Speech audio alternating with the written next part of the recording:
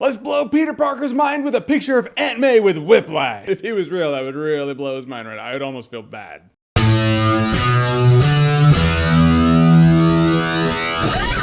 Spider-Man Homecoming. So Spider-Man Homecoming is the third iteration of Spider-Man for the big screen. Tobey Maguire was Spider-Man, Andrew Garfield was Spider-Man, now Tom Holland is Spider-Man. All have done a fine job as Spider-Man, but now Spider-Man is part of the Marvel Cinematic Universe. He helped out in that whole skirmish at the airport, you know, back in Captain America's Civil War. And now he's like, now what? As he's waiting for Tony Stark's phone call to tell him, hey, you're an Avenger, we need your help. The phone call is just not coming, but he wants to prove himself as a hero. All the while trying to make it through high school, because that's Spider-Man. And now he has a bit of a challenge in the form of the villain, the Vulture, played by Michael Keaton, so now here we are. New Spider-Man movie. What I love about the Spider-Man movie is this is a Spider-Man origin story without it being a Spider-Man origin story that you've seen before. It's like at this point we get it. Uncle Ben, he dies. Peter Parker feels responsible. Great power comes great responsibility and all that. You don't get that in here. These events, you know they happen, but no, you don't need to see him get bit by the radioactive spider. You don't need to see Uncle Ben die. Point is, he's Spider-Man now. The origin story comes from the fact that until now, he's been getting cats out of trees and doing small scale stuff. Now with this big flying Vulture dude, he's like, I have to take that guy down. Am I even qualified for that? Oh shit, it's like it's a coming of age story. And Tom Holland was great as Peter Parker and Spider-Man. He really embodied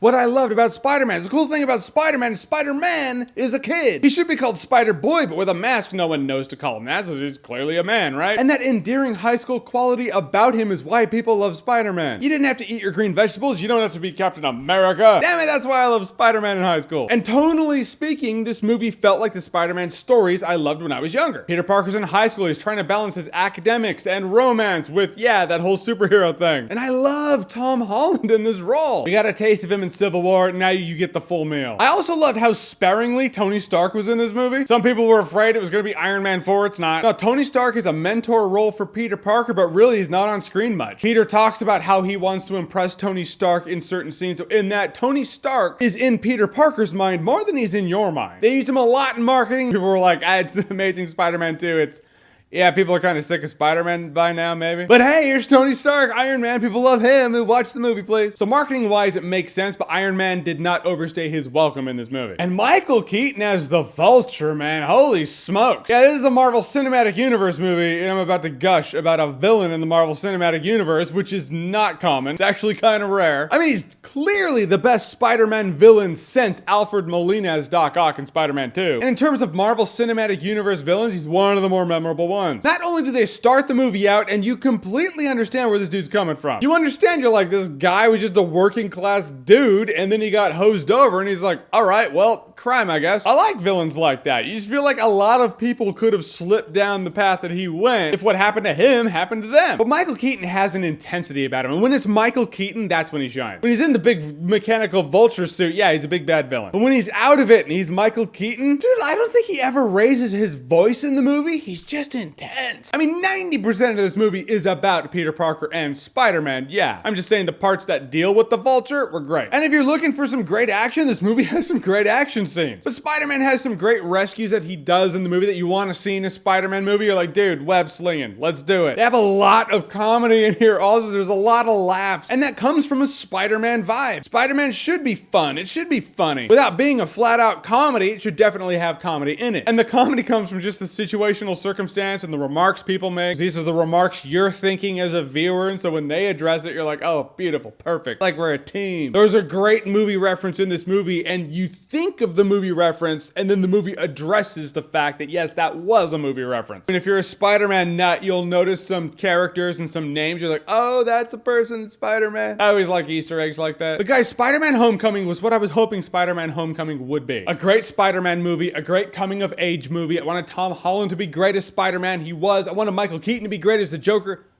Fuck. I wanted Michael Keaton to be great as the Vulture. He was. And they did with Michael Keaton and the Vulture what Raimi did with Alfred Molina and Doc Ock, which was take a villain I thought was pretty stupid and make him a pretty awesome villain on screen. It really showcased and reminded me why I loved Spider-Man when I was younger, and it brought the fun back to the Spider-Man world. Couple of great moments of heart, too. There is a part in particular that just really shows the quality of Peter Parker's character. I just loved it. Talk about doing a character justice. In a world where nothing Spider-Man will blow my mind more than the first time I saw the first Raimi Spider-Man movie, because it was just such a long wait for that movie, and when I finally saw it, I was like, oh, thank God. Spider-Man Homecoming is a perfect Spider-Man experience for my fellow Spidey webheads. And I will say Spider-Man Homecoming is awesome-tacular.